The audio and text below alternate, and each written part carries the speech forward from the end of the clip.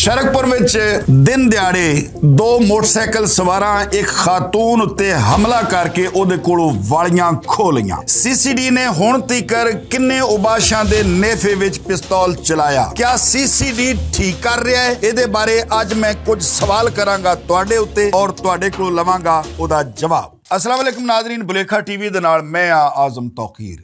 ਨਾਦਰੀਨ, ਸ਼ਰਕਪੁਰ ਦੇ ਵਿੱਚ ਇੱਕ ਵਾਕਿਆ ਹੁੰਦਾ ਵੇ ਜਿਹਦੀ ਫੁਟੇਜ ਤੁਸੀਂ ਸਕਰੀਨ ਦੇ ਉੱਤੇ ਵੇਖ ਰਹੇ ਹੋ ਕਿ ਦੋ ਮੋਟਰਸਾਈਕਲ ਸਵਾਰ ਆਉਂਦੇ ਨੇ ਪਰੇ ਬਾਜ਼ਾਰ ਦੇ ਵਿੱਚ। ਦਿਨ ਦਿਹਾੜੇ ਇੱਕ ਖਾਤੂਨ ਜਿਹੜੀ ਇੱਕ ਡੋਲ ਦੇ ਵਿੱਚ ਦੁੱਧ ਲੈ ਕੇ ਜਾਣ ਡਈ ਹੈ ਘਰ ਵਾਲੇ ਪਾਸੇ, ਉਹਦੇ ਉੱਤੇ ਹਮਲਾ ਕਰਦੇ ਨੇ। ਹਮਲਾ ਕਰਕੇ ਉਹਦੀਆਂ ਵਾਲੀਆਂ ਖੋਹਦੇ ਨੇ ਔਰ ਇਸ ਦੇ ਵਿੱਚ ਉਹ ਖਾਤੂਨ ਮੂੰਹ ਦੇ ਪਾਰ ਡਿੱਗਦੀ ਤੇ ਜ਼ਖਮੀ ਹੋ ਜਾਂਦੀ ਹੈ, ਦੁੱਧ ਰੁੜ ਜਾਂਦਾ ਹੈ ਤੇ ਮੁਲਜ਼ਮ ਉਹਦੀਆਂ ਵਾਲੀਆਂ ਖੋਹ ਕੇ ਮੋਟਰਸਾਈਕਲ ਦੇ ਉੱਤੇ ਬਹਿ ਕੇ ਬੜੇ ਆਰਾਮ ਨਾਲ ਫਰਾਰ ਹੋਣ 'ਚ ਕਾਮਯਾਬ ਹੋ ਜਾਂਦੇ ਨੇ। ਇਸ ਦੇ ਨਾਲ ਕੁਝ ਹੋਰ ਗੱਲਾਂ ਇਹ ਵਾਕਿਆ ਹੋਇਆ, ਲੇਕਿਨ ਅੱਜ ਮੈਂ ਜਿਹੜਾ ਵਿਲਾਗ ਕਰ ਰਿਹਾ ਵਾਂ ਇਹਦੇ ਵਿੱਚ ਨਾਜ਼ਰੀਨ ਮੈਂ ਤੁਹਾਡੇ ਉੱਤੇ ਕੁਝ ਸਵਾਲਾਤ ਕਰਨੇ ਨੇ ਔਰ ਮੈਂ ਉਮੀਦ ਕਰਨਾ ਤੁਸੀਂ ਕਮੈਂਟ ਬਾਕਸ ਦੇ ਵਿੱਚ ਇਹਨਾਂ ਦਾ ਜਵਾਬ ਜ਼ਰੂਰ ਦਿਓਗੇ। ਇਸ ਵਾਸਤੇ ਇਹਦੇ ਨਾਲ ਤੁਹਾਡਾ ਤੇ ਮੇਰੇ ਬੱਚਿਆਂ ਦਾ ਮੁਸਤਕਬਲ ਜੁੜਿਆ ਹੋਇਆ ਹੈ। ਇਹ ਕਹਾਣੀ ਕਿਸੇ ਇੱਕ ਦੀ ਕਹਾਣੀ ਨਹੀਂ, ਇਹ ਪੂਰੇ ਪੰਜਾਬ ਦੀ, ਪੂਰੇ ਪਾਕਿਸਤਾਨ ਦੀ ਕਹਾਣੀ ਹੈ ਜਿਹੜੀ ਵਾਪਰਦੀ ਆ ਰਹੀ ਹੈ ਔਰ ਇਹਦਾ ਉਪਾਅ ਜੋ ਹੋ ਰਿਹਾ ਹੈ ਕਿਆ ਉਹ ਠੀਕ ਹੋ ਰਿਹਾ ਹੈ, ਜੋ ਹੱਲ ਕੀਤਾ ਜਾ ਰਿਹਾ ਠੀਕ ਕੀਤਾ ਜਾ ਰਿਹਾ ਹੈ ਜਾਂ ਗਲਤ ਹੈ। ਜਿਵੇਂ ਕਿ ਨਾਜ਼ਰੀਨ ਮੈਂ ਤੁਹਾਨੂੰ ਦੱਸ ਚੁੱਕਿਆ ਵਾਂ ਕਿ ਸ਼ਰਕਪੁਰ ਦੇ ਵਿੱਚ ਇੱਕ ਦਿਨ ਦਿਹਾੜੇ ਵਾਕਿਆ ਹੁੰਦਾ ਹੈ। ਦੋ ਮੋਟਰਸਾਈਕਲ ਸਵਾਰ ਆਉਂਦੇ ਨੇ, ਇੱਕ ਖਾਤੂਨ ਦੇ ਗਲ ਪੈਂਦੇ ਨੇ ਜਿਹੜੀ ਕਿ ਦੁੱਧ ਲੈ ਕੇ ਆਣ ਡਈ ਸੀ ਔਰ ਉਹਦੇ ਕੋਲ ਵਾਲੀਆਂ ਖੋਹ ਲੈਂਦੇ ਨੇ। ਉਹ ਮੂੰਹ ਦੇ ਪਾਰ ਡਿੱਗਦੀ ਹੈ ਤੇ ਉਸ ਤੋਂ ਬਾਅਦ ਉਹ ਜ਼ਖਮੀ ਹੋ ਜਾਂਦੀ ਹੈ ਔਰ ਮੁਲਜ਼ਮ ਫਰਾਰ ਹੋ ਜਾਂਦੇ ਨੇ। ਨਾਜ਼ਰੀਨ, ਇਸ ਵਾਕਿਏ ਤੋਂ ਬਾਅਦ ਮੈਂ ਗੱਲ ਕਰਨਾ ਚਾਹੁੰਦਾ ਸੀਸੀਡੀ ਉੱਤੇ। ਸੀਸੀਡੀ ਮਰੀਮ ਨਵਾਜ਼ ਸਾਹਿਬਾ ਨੇ ਕ੍ਰਾਈਮ ਕੰਟਰੋਲ ਡਿਪਾਰਟਮੈਂਟ ਪੁਲਿਸ ਦਾ ਇੱਕ ਵਿੰਗ ਬਣਾਇਆ ਜਿਹਦਾ ਮਕਸਦ ਹੀ ਸਿਰਫ ਇਹ ਵੇ ਕਿ ਤੁਸੀਂ ਨਾਮੀ ਗ੍ਰਾਮੀ ਰਿਕਾਰਡ ਯਾਫਤਾ ਜਰਮ ਪੇਸ਼ਾ ਜਾਂ ਜਿਹੜੇ ਕਿਸੇ ਦੀ ਇੱਜ਼ਤ ਪਾਮਾਲ ਕਰਦੇ ਨੇ, ਕਿਸੇ ਬੱਚੀ ਨਾਲ ਕੋਈ ਜ਼ਿਆਦਤੀ ਹੁੰਦੀ ਹੈ, ਕਿਸੇ ਬੱਚੀ ਨਾਲ ਕੋਈ ਛੇੜਖਾਨੀ ਹੁੰਦੀ ਹੈ, ਉਹਨਾਂ ਨੂੰ ਟਿਕਾਣੇ ਲਾਉਂਦੇ ਜਾਓ। ਜਦੋਂ ਦਾ ਸੀਸੀਡੀ ਬਣਿਆ ਵੇ ਹੁਣ ਤੀਕਰ ਸੈਂਕੜਿਆਂ ਰਿਕਾਰਡ ਯਾਫਤਾ ਮੁਲਜ਼ਮਾਂ ਨੂੰ ਮਾਰ ਚੁੱਕਿਆ ਵੇ। ਨੰਬਰ 1। ਨੰਬਰ 2, ਖਵਾਤੀਨ ਨਾਲ ਜ਼ਿਆਦਤੀ ਕਰਨ ਵਾਲੇ ਕਈ ਹੁਣ ਤੱਕ ਜਹੰਨਮ ਅਪੜਾ ਦਿੱਤੇ ਗਏ ਨੇ। ਉਸ ਤੋਂ ਬਾਅਦ ਜਿਹੜੇ ਛੇੜਖਾਨੀਆਂ ਕਰਦੇ ਨੇ ਆਉਂਦਿਆਂ ਜਾਂਦਿਆਂ ਸਕੂਲਾਂ ਦੇ ਬਾਹਰ ਗਲੀਆਂ ਦੇ ਵਿੱਚ ਬੱਚੀਆਂ ਨਾਲ, ਉਹਨਾਂ ਦੇ ਨੇਫਿਆਂ ਦੇ ਵਿੱਚ ਪਿਸਤੌਲ ਚੱਲੇ ਨੇ ਜਿਨ੍ਹਾਂ ਦੀਆਂ ਤਸਵੀਰਾਂ ਤੁਸੀਂ ਸਕਰੀਨ ਦੇ ਉੱਤੇ ਵੇਖ ਵੀ ਰਹੇ ਹੋ ਔਰ ਉਹ ਕਹਿ ਰਹੇ ਨੇ ਕਿ ਜਨਾਬ ਸਾਡੇ ਤੇ ਪਿਸਤੌਲ ਜਿਹੜਾ ਚੱਲਿਆ ਹੈ ਸਾਡੇ ਨੇਫੇ ਚੱਲਿਆ ਵੇ ਔਰ ਅਸੀਂ ਇਹ ਜ਼ਿਆਦਤੀ ਕੀਤੀ ਸੀ, ਅਸੀਂ ਕਿਸੇ ਨੂੰ ਛੇੜਿਆ ਸੀ।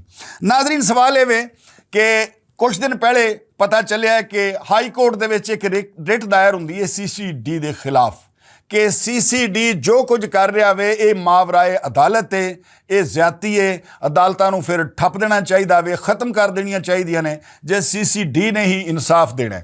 ਅੱਛਾ, ਇੱਥੇ ਹੁਣ ਦੋ ਤਿੰਨ ਕਿਸਮ ਦੀਆਂ ਪਾਰਟੀਆਂ ਬਣ ਗਈਆਂ ਨੇ। ਇੱਕ ਪਾਰਟੀ ਇਹ ਆ ਗਈ ਜਿਨ੍ਹਾਂ ਅਦਾਲਤੇ ਰਿਟ ਕਰ ਦਿੱਤੀ, ਇੱਕ ਪਾਰਟੀ ਉਹ ਵੇ ਜਿਹੜੀ ਕਹਿੰਦੀ ਹੈ ਕਿ ਹਾਂ ਗ੍ਰਿਫਤਾਰ ਕਰਨਾ ਚਾਹੀਦਾ, ਮਾਰਨਾ ਨਹੀਂ ਚਾਹੀਦਾ, ਅਦਾਲਤੇ ਪੇਸ਼ ਕਰਨਾ ਚਾਹੀਦਾ।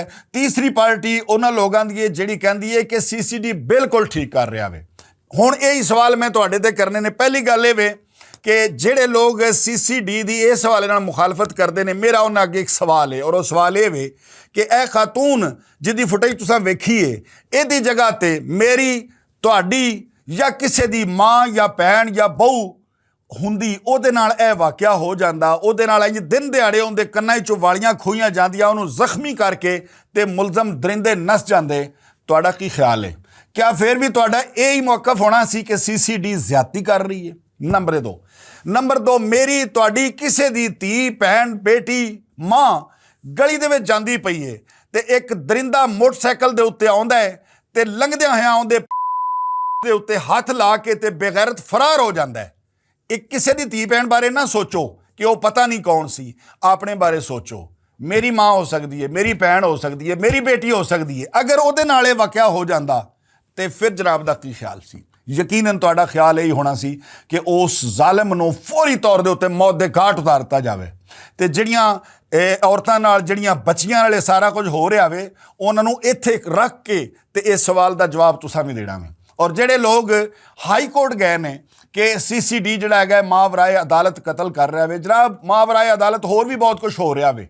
ਉਹ ਸਾਰਾ ਕੁਝ ਵੀ ਡੱਕ ਲਿਓ। ਸੀਸੀਡੀ ਅਗਰ ਇੱਕ ਇਦਾਰਾ ਬਣ ਗਿਆ ਹੈ ਔਰ ਉਹ ਚੰਗਾ ਕੰਮ ਕਰ ਰਿਹਾ ਹੈ ਔਰ ਤੁਸੀਂ ਆਪ ਚੈੱਕ ਕਰ ਸਕਦੇ ਹੋ ਕਿ ਕ੍ਰਾਈਮ ਰੇਟ ਕਿੱਥੇ ਥੱਲੇ ਆ ਗਿਆ ਵੇ, ਸਿਰਫ ਇਸ ਵਜ੍ਹਾ ਤੋਂ ਸੈਂਕੜਿਆਂ ਲੋਕ ਜਿਹੜੇ ਨੇ ਉਹਨਾਂ ਆ ਕੇ ਹਲਫ ਦਿੱਤੇ ਨੇ ਕਿ ਸਾਨੂੰ ਮਾਫ ਕਰ ਦਿਓ ਚੱਠਾ ਸਾਹਿਬ, ਅਸੀਂ ਅੱਜ ਤੋਂ ਬਾਅਦ ਮਨਸ਼ਿਆਤ ਨਹੀਂ ਵੇਚਾਂਗੇ, ਅਸੀਂ ਜਰਾਇਮ ਛੱਡ ਦਿੱਤੇ ਨੇ, ਇੱਕ ਵਾਰੀ ਸਾਨੂੰ ਮਾਫ ਕਰ ਦਿਓ। ਔਰ ਉਸ ਤੋਂ ਬਾਅਦ ਉਹ ਜਰਾਇਮ ਨਹੀਂ ਕਰ ਰਹੇ। ਮੈਂ ਇਸ ਚੀਜ਼ ਦਾ ਗਵਾਹ ਕਈ ਲੋਕਾਂ ਦਾ, ਮੈਂ ਕਈ ਲੋਕਾਂ ਨੂੰ ਜਾਣਨਾ ਵਾਂ ਆਪਣੇ ਜ਼ਿਲ੍ਹੇ ਦੇ ਹਵਾਲੇ ਨਾਲ ਜਿਹੜੇ ਤਾਇਬ ਹੋ ਚੁੱਕੇ ਨੇ ਇਸ ਟਾਈਮ ਔਰ ਖਾਮੋਸ਼ੀ ਇਖਤਿਆਰ ਕਰਕੇ ਆਪਣੀ ਲਾਈਫ ਗੁਜ਼ਾਰ ਰਹੇ ਨੇ। ਔਰ ਕਿਉਂ ਹੋਇਆ ਇਹ ਸਾਰਾ ਕੁਛ? ਪਹਿਲੇ ਉਹੋ ਹੀ ਲੋਕ ਉੱਥੇ ਦਹਿਸ਼ਤ ਦੀ ਅਲਾਮਤ ਬਣੇ ਸਨ, ਬੰਦੂਕਾਂ ਕਲਾਸ਼ਨਾਂ ਲੈ ਕੇ ਗਲੀਆਂ ਤੇ ਬਾਜ਼ਾਰਾਂ ਹੀ ਦੰਦਨਾਉਂਦੇ ਫਿਰਦੇ ਸਨ, ਲੇਕਿਨ ਹੁਣ ਉਹ ਸਾਰੇ ਚੁੱਪ ਕਰਕੇ ਬੈਠੇ ਹੋਏ ਨੇ। ਇਹ ਸਾਰਾ ਕੁਝ ਸੀਸੀਡੀ ਦੀ ਵਜ੍ਹਾ ਤੋਂ ਹੀ ਹੋਇਆ ਵੇ। ਔਰ ਮੇਰਾ ਖਿਆਲ ਹੈ ਕਿ ਸੀਸੀਡੀ ਨੂੰ ਇਸੇ ਸਪੀਡ ਨਾਲ ਬਲਕਿ ਆਪਣੀ ਸਪੀਡ ਵਧਾ ਦੇਣੀ ਚਾਹੀਦੀ ਹੈ। ਨੇਫਿਆਂ 'ਚ ਗੋਲੀਆਂ ਵੀ ਚੱਲਣੀਆਂ ਚਾਹੀਦੀਆਂ ਨੇ, ਫੁੱਲ ਫਰਾਈ ਵੀ ਕਰਨਾ ਚਾਹੀਦਾ ਵੇ ਔਰ ਹਾਫ ਫਰਾਈ, ਇਹ ਸਾਰਾ ਕੁਝ ਚੱਲਦਿਆਂ ਰਹਿਣਾ ਚਾਹੀਦਾ ਵੇ। ਯਕੀਨ ਕਰੋ ਪੰਜਾਬ ਦੇ ਅਵਾਮ ਜਿੱਥੇ 2 4 10 ਲੋਕ ਤੁਹਾਡੇ ਖਿਲਾਫ ਨੇ ਨਾ ਅਗਰ, ਤੇ ਪੰਜਾਬ ਦੇ ਅਵਾਮ ਜਿਹੜੇ ਨੇ ਉਹ ਸਾਰੇ ਦੇ ਸਾਰੇ ਤੁਹਾਡੇ ਨਾਲ ਨੇ। ਔਰ ਸੀਐਮ ਸਾਹਿਬਾ ਦੇ ਇਸ ਜਿਹੜਾ ਉਹਨੇ ਇਹ ਵਿੰਗ ਬਣਾਇਆ ਵੇ, ਇਸ ਕੰਮ ਨੂੰ ਸਲਾਹ ਦੇ ਪਏ ਨੇ ਕਿ ਸੀਐਮ ਸਾਹਿਬਾ ਤੁਸੀਂ ਬਹੁਤ ਅੱਛਾ ਕੰਮ ਕੀਤਾ ਵੇ, ਸਾਡੇ ਬੱਚੇ ਮਹਿਫੂਜ਼ ਹੋਣ ਲੱਗ ਪਏ ਨੇ। ਔਰ ਇਨਸ਼ਾਅੱਲਾ ਅਗਰ ਇਹ ਸਿਲਸਿਲਾ ਇੰਜੀ ਸੀਸੀਡੀ ਨੇ ਜਾਰੀ ਰੱਖਿਆ ਤੇ ਯਕੀਨਨ ਕ੍ਰਾਈਮ ਰੇਟ ਜਿਹੜਾ ਹੈਗਾ ਉਹ 0 ਤੇ ਆ ਜਾਏਗਾ। ਨਾਜ਼ਰੀਨ, ਮੇਰੇ ਇਹਨਾਂ ਸਵਾਲਾਂ ਦਾ ਜਵਾਬ ਕਮੈਂਟ ਬਾਕਸ ਦੇ ਵਿੱਚ ਜ਼ਰੂਰ ਦੇਣਾ, ਮੈਂ ਉਡੀਕ ਕਰਾਂਗਾ। ਮਿਲਣੇ ਆ ਕਿਸੇ ਕ੍ਰਾਈਮ ਸਟੋਰੀ ਨਾਲ। ਤੁਹਾਡਾ ਸਾਰਿਆਂ ਦਾ ਰੱਬ ਰਾਖਾ।